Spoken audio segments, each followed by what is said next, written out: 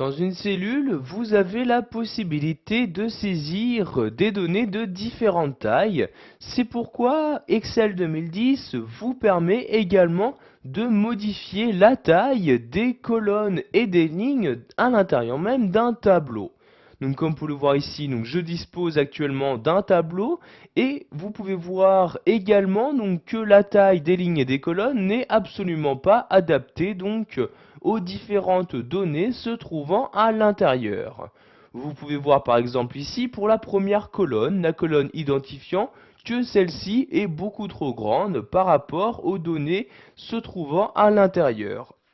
Nous allons donc voir ici comment réduire la taille de cette colonne-ci.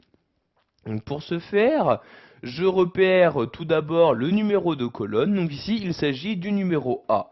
Ensuite, je vais me rendre à droite de cette colonne. Donc vous voyez ici sur le trait qui la sépare de la colonne suivante. Donc j'ai donc maintenant mon curseur qui ressemble à celui-ci.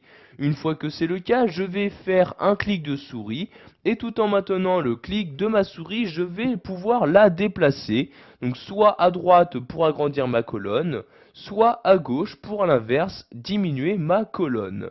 Donc je vais par exemple ici choisir cette taille là, je lâche donc le clic de ma souris et comme vous pouvez le voir très rapidement donc ma colonne a diminué de taille. Donc vous pouvez faire ceci pour toutes les colonnes ou encore les lignes présentes dans votre document. Donc si je souhaite ici agrandir cette colonne-ci, donc je clique sur ce trait-là et tout en maintenant le clic de ma souris, ici je la déplace vers la droite, donc comme ceci. Je lâche le clic de ma souris et vous pouvez voir que maintenant la colonne en question est bien plus grande qu'auparavant.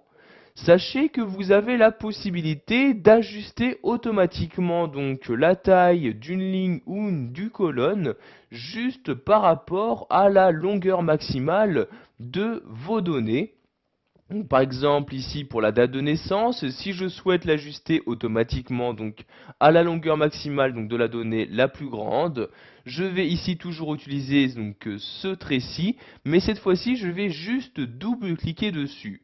Donc vous voyez, je fais un double-clic sur le trait et automatiquement la taille de la colonne est ajustée automatiquement. Donc vous pouvez faire ceci pour toutes les colonnes ou lignes de votre document. Donc par exemple pour cette colonne-ci, je double-clique ici et vous pouvez voir que celle-ci s'est maintenant réduite toujours de façon automatique.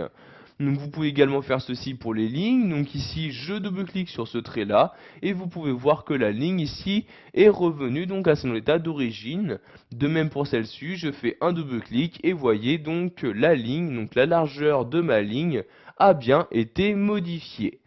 Pour finir, nous allons voir quelle est la troisième manière pour modifier la taille d'une colonne ou d'une ligne. Donc je vais par exemple ici prendre cette colonne-ci. Donc pour modifier sa taille manuellement en entrant toujours manuellement une valeur, vous faites un clic droit sur la colonne ou ligne en question, puis vous cliquez ici sur largeur de colonne. Vous avez donc maintenant une nouvelle fenêtre qui s'ouvre. Donc dans cette fenêtre, vous n'avez juste qu'à saisir ici, donc dans le rectangle ici, la valeur donc que vous souhaitez donner à cette colonne-ci. Donc par exemple ici, je vais mettre 14, donc que j'insère à l'aide de mon clavier, puis je clique ici sur OK comme ceci, et vous pouvez voir donc qu'automatiquement, la colonne prend la valeur que j'ai choisie et s'adapte automatiquement. Voilà, vous savez maintenant comment ajuster la taille de vos lignes et de vos colonnes dans votre tableau Excel 2010.